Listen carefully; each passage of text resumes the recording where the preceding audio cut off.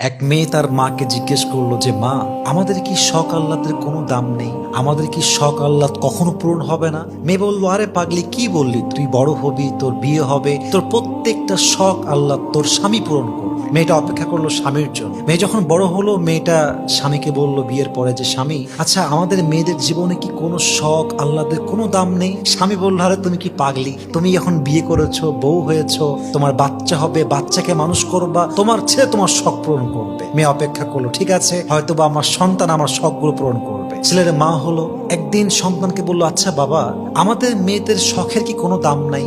আমাদের আহ্লাদের কোনো দাম কি পৃথিবীতে নেই?